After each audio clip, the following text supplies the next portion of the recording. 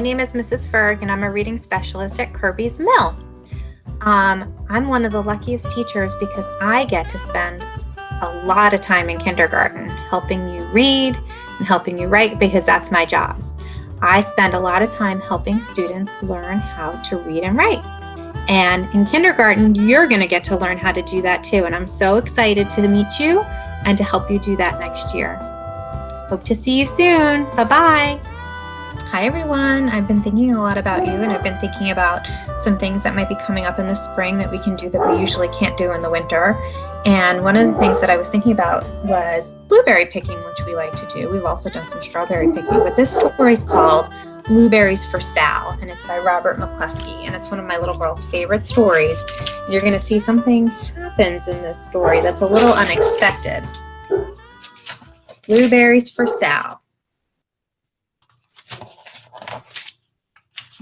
You can hear my noisy dogs in the background. I apologize for that. One day, little Sal went with her mother to Blueberry Hill to pick blueberries. Little Sal brought along her small tin pail, and her mother brought her large tin pail to put berries in. "We will take our berries home and can them," said her mother. "Then we will have food for the winter."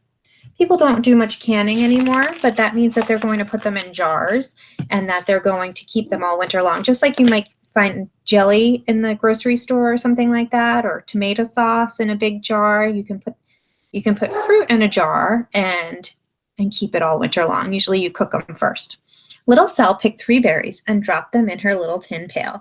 Ka-plink, ka-plank, ka-plunk. She picked 3 more berries and ate them. Then she picked more berries and dropped them one in the pail. Ka-plunk, and the rest she ate. Then little Sal ate all 4 blueberries out of her pail. Her mother walked slowly through the bushes, picking blueberries as she went and putting them in her pail. Little Sal struggled along behind, picking blueberries and eating every single one. Little Sal hurried ahead and dropped a blueberry in her mother's pail. It didn't sound ka-plink because the bottom of the pail was already covered with berries. She reached down inside to get her berry back. Though she really didn't mean to, she pulled out a large handful because there were so many blueberries right up close to the one she had put in. Her mother stopped picking and said, "Now, Sal, you run along and pick your own berries. Mother wants to take her berries home and can them for next winter." Her mother went back to her picking, but little Sal, because her feet were tired of standing and walking, sat down in the middle of a large clump of bushes and ate blueberries. On the other side of Blueberry Hill, Little Bear came with his mother to eat blueberries. "Little Bear," she said, "eat lots of berries and grow big and fat. We must store up food for the long, cold winter."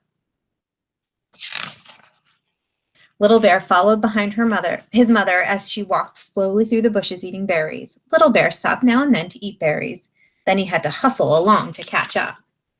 Hustle means go really fast. Because his feet were tired of hustling, he picked out a large clump of bushes and sat down right in the middle and ate blueberries. Over on the other side of the hill, little Sal ate all of the berries she could reach from where she was sitting. Then she started out to find her mother. I wonder if you can guess what might happen next. She heard a noise from around a rock and thought, "That is my mother walking along." Do you think it's her mother? Let's see. But it was a mother crow and her children, and they stopped eating berries and flew away saying, "Caw, caw, caw." Then she heard another noise in the bushes and thought, "This is surely my mother, and I will go that way."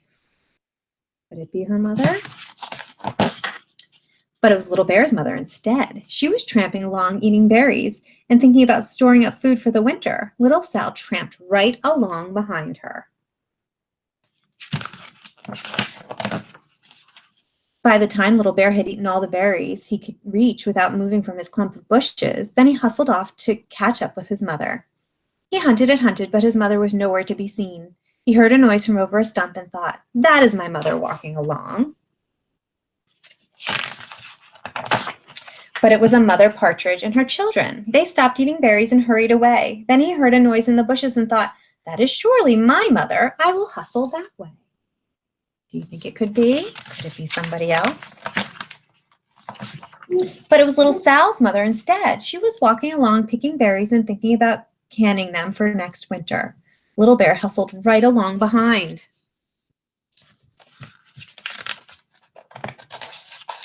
Little Bear and little Sal's mother and little Sal and little Bear's mother were all mixed up with each other among the blueberries on Blueberry Hill. Little Bear's mother heard Sal walking along behind and thought it was Little Bear, and she said, "Little Bear, munch, munch, eat all your gulp can possibly hold, swallow." Little Sal said nothing. She picked 3 berries and dropped them, ka-plink, ka-plank, ka-plunk, in her small tin pail. Little Bear's mother turned around to see what on earth could make a noise like ka-plunk. "Grumph," she cried, choking on a mouthful of berries. "This is not my child. Where is Little Bear?" She took one good look and backed away. She was old enough to be shy of people, even a very small person like little Sal. Then she turned around and walked off very fast to hunt for Little Bear. Little Sal's mother heard Little Bear tramping along behind and thought it was little Sal. She kept right on picking and thinking about canning blueberries for next winter. But it isn't little Sal, is it? Little Bear padded up and peeked into her pail. Of course, he only wanted to taste a few of what was inside, but there were so many and they were so close together that he tasted a tremendous mouthful by mistake. "Now, Sal," said little Sal's mother without turning around, "you can run along and pick your own berries. Mother wants to can these for next winter." Little Bear tasted another tremendous mouthful and almost filled the entire pail of blueberries. Little Sal's mother turned around and gasped, "My goodness, you are not little Sal. Where is my child?" Little Bear just sat munching and swallowing and licking his lips. Little Sal's mother slowly backed away. She was old enough to be shy of bears, even very small bears like Little Bear. Then she turned and walked away quickly to look for little Sal.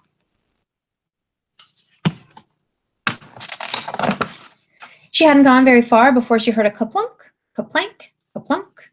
She knew just what made that kind of a noise. Little Bear's mother had not hunted very long before she heard a hustling sound that stopped now and then to munch and swallow. She knew just what made that kind of a noise. Little Bear and his mother went home down one side of Blueberry Hill, eating blueberries all the way and full of food stored up for next winter. And little Sal and her mother went down the other side of Blueberry Hill, picking blueberries all the way, and drove home with food to can for next winter, a whole pail of blueberries and 3 more besides. And that's the end of the story. So I want you to think about a couple of things, because this story made me think of a couple things. First of all, what I'm noticing is that an author can use all your senses to make you think about what's happening in a story. In this story, the author used the sense of hearing. Think about all the things you heard. I heard the noises that the blueberries made into the pail. I heard the noise of the crow when it got kind of mad when Sal found it. I heard the noises that the bears were making while they were eating. And all those hustling sounds, right? So think about those noises. Think about what it sounds like when you drop something into a can. Maybe if your mom or dad has a can at home that's empty, take something and drop it in and see if you can hear that sound. Ka-plank, ka-plank, ka-plunk, right? The other thing that authors do is sometimes they make stories kind of funny. So I noticed that something was a little mixed up in this story. There was a big mix-up between the mama bear and Sal's mom, right?